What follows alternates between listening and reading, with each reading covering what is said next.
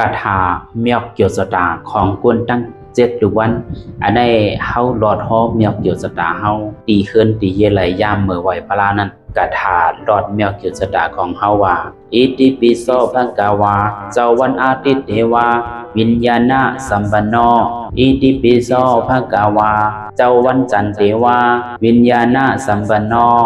อิติปิโสภะคะวาเจ้าวันอังคารเทวา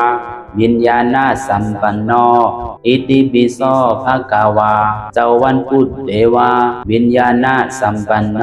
อิติปิโสภะคะวาเจ้าวันพฤหัสเทวาวิญญาณสัมปันโนอิติปิโสภะคะวาเจ้าวันศุกร์เทวาวิญญาณสัมปันโนอิติปิโสภะคะวาเจ้าวันเสาร์เทวาวิญญาณสัมปันโนอิติปิโสภะคะวาเจ้าวันราหูเทวาวิญญาณสัมปันโน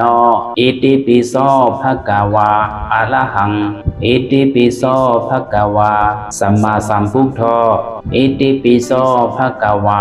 วิจารณสัมปันโนอิติปิโสภะคะวาสุขโตอิติปิโสภะคะวาโลกวิทู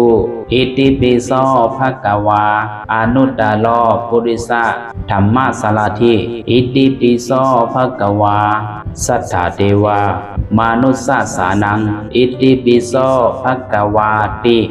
อันนี้เป็นกระถาเมียกเกี่ยวสตาของเขาตั้ง7 วันนะครับไหลหันเตรียมไว้ที่เนอปรับความไหวพระเสียคู่เมืองหลีอันแรกเซ็งความกันนั่นเนาะ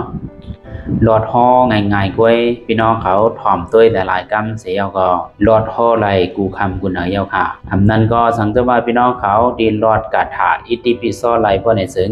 ก็มาหนังว่าหลอดห่อกระถาเมียกเกี่ยวสตาร์ก้นตั้ง7 วันแล้วในเขา